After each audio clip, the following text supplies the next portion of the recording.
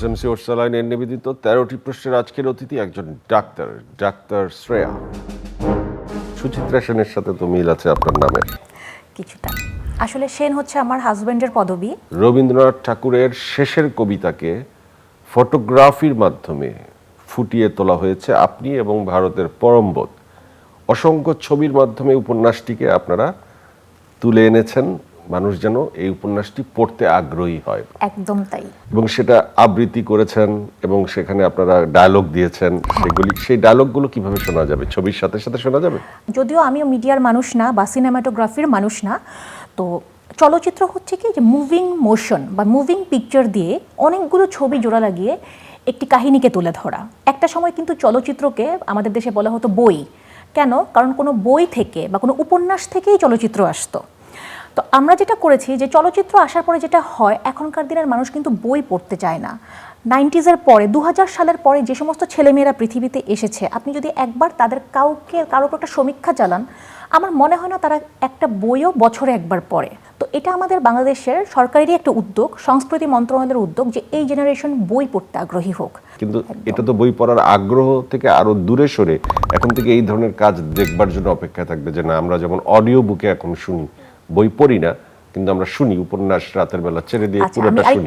এখন আমরা আপনাদের ছবি দেখবো মডেলদের, এবং আমরা গল্প ধারা বর্ণনা শুনবো এবং একটি উপন্যাস সম্পর্কে জেনে যাব। এটা তো আরো সহজ প্রক্রিয়া হয়ে গেল। ধারা বর্ণনা না, আমাদের কাজটা হচ্ছে ছবি থাকবে, ছবির নিচে বইয়ের ক্যাপশন থাকবে, এবং এটা পুরো ওয়ার্ল্ড জুড়ে মুক্তি পাচ্ছে সোশ্যাল মিডিয়া। ক্যাপশনটা থাকবে বাংলায় এবং রবি ঠাকুরের এই উপন্যাসটির ইংরেজি অনুবাদও আছে, দ্য ফেয়ারওয়েল সং। সবাই বাংলা এবং ইংরেজি দুভাষাই পড়তে পারবে। একজন ডাক্তার হয়তো অনেক কঠিন, অনেক লেখাপড়া, তারপর আবার এই কালচারাল কাজ কিভাবে করে? ডাক্তাররা যদি কালচারাল কাজ করে, রোগীরা ডাক্তারদের প্রতি আশ্বস্ত হবে কিভাবে যে আমার চিকিৎসাটা ঠিকঠাকভাবে হবে?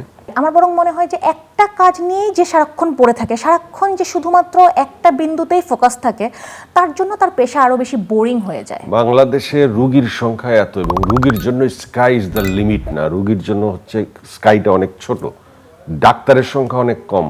ডাক্তারদের শুধুমাত্র ডাক্তারি করলে কনসেন্ট্রেশন আরো বাড়ে, রোগী আরো ভালো সেবা পায়।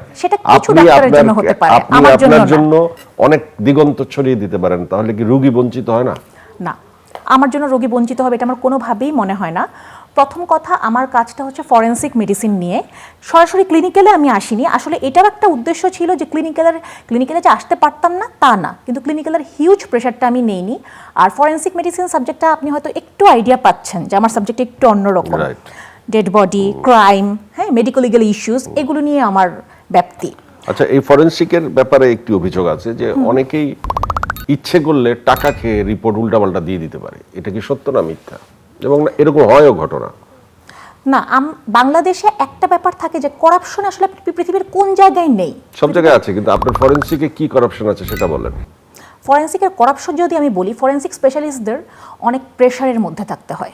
যে কোনো একটা পোস্টমর্টেম যদি করতে হয়, যে কোনো কিছু আপনি যদি বলেন, অনেকেই আছে যারা একটু লাইফ থ্রেট নিয়ে ঘুরতে হয়, বারবার কোর্টে হাজিরা দিতে হয়, অনেক ঝামেলার মধ্যে পড়তে হয়। এমনকি এমন ফরেনসিক স্পেশালিস্টের নামও আমি শুনেছি যাকে গুম করে ফেলা হয়েছে, আমি এখানে নাম বললাম না, মেরে ফেলা হয়েছে।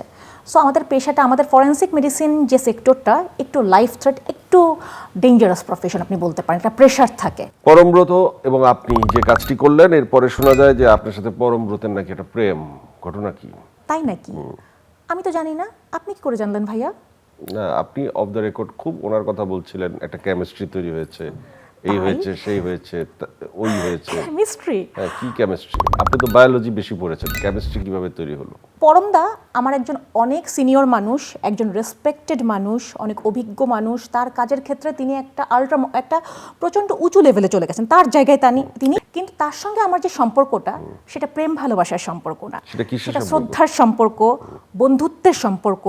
তিনি আমার একজন ফ্রেন্ড, ফিলোসোফার এবং একজন গাইড। ওনার কোন ফিলোসফিটা আপনি গ্রহণ করেছেন? একটি ফিলোসফির কথা বলেন যেটা আপনি মানছেন। উনি এডুকেশনের সঙ্গে কম্প্রোমাইজ করেননি। আচ্ছা, আরেকটি কথা আপনাকে বলি, সেটি হচ্ছে যে ডাক্তার সাবরিনা যখন আলোচনায় আসলো, তখন আরো কিছু ডাক্তার যারা মডেল বিভিন্নভাবে আলোচিত হয়েছে। এই যে ডাক্তারদের সম্পর্কে একটি ধারণা সোশ্যালি তৈরি হয়েছে যে ডাক্তাররা নানানভাবে বিতর্কিত। ডাক্তাররা মানে ইয়াং মেয়েরা বেশ বিতর্ক তৈরি করছে ডাক্তাররা এই সমাজে বা সোশ্যাল মিডিয়াতে। এই বিষয়টি আপনাদের উপর কোনো ইম্প্যাক্ট ফেলেছে? বিতর্ক প্রতিটি প্রফেশনেই আছে। ডাক্তারি প্রফেশনটা নিয়ে হয়তো একটু বিতর্কটা বেশি, কারণ এই প্রফেশনটা মানুষের কাছে আসার সুযোগ বেশি পায়। এটা একটা সেন্সিটিভ প্রফেশন, মানুষের লাইফ অ্যান্ড ডেথ নিয়ে এটা ডিল করে। কিন্তু বিতর্ক কর্পোরেট প্রফেশন নিয়ে আছে, আপনাদের মিডিয়ার মানুষ নিয়ে অনেক বিতর্ক আছে, ইঞ্জিনিয়ারিং নিয়েও বিতর্ক আছে। কাজে আমার মনে হয় না, আমি যদি আমার কাজের ক্ষেত্রে আমি আমার রুচি মেনটেন করি, আমি আমার অনেস্টি মেনটেন করি, সেখানে আমাকে নিয়ে তো আমি কখনো কোনো বিতর্ক শুনিনি। ওকে, এই কাজটির পর, এই শেষের কবিতার পর নেক্সট মিডিয়ার কোন কাজ আপনি করছেন বা কোন কাজের অফার আপনার কাছে আছে?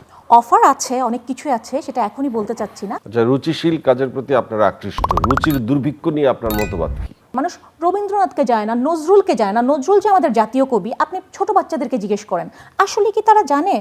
তারা কাদের কথা জানে? যারা এখন ফেসবুকে ভাইরাল। সো এটা তো একটা খুবই বড় রুচির দুর্ভিক্ষ বলতে পারি, এবং রুচির দুর্ভিক্ষ দূর করে এই জেনারেশন যাতে একটা ভালো কাজের দিকে আকৃষ্ট হয়, এই জন্যই কিন্তু আমাদের সরকারের এই উদ্যোগ। ধরুন আমি নেই, ক্যামেরার পিছনে কেউ নেই, আপনাকে ছেড়ে দেওয়া হলো, আপনি চ্যানেলের দর্শকের উদ্দেশ্যে এমন কিছু কথা বলেন যে কথাগুলো শুনে আমরা ইন্সপায়ার্ড হই। আমি ডক্টর শ্রেয়া। আমার চ্যানেল আইয়ে জয় ভাইয়ের সাথে এটাই অফিসিয়ালি প্রথম ইন্টারভিউ।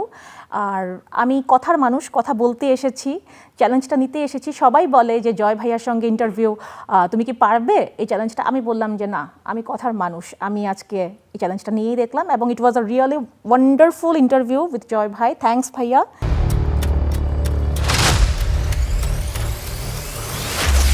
আমার মতো আপনারাও জানেন ডায়রিয়া সহ যে কোনো পানি শূন্যতায় আমার আস্থা এসএমসি রোড স্যালাইন। কেনার সময় প্যাকের গায়ে এসএমসির লোগো দেখে কিনবেন। এসএমসির ওরসালাইন।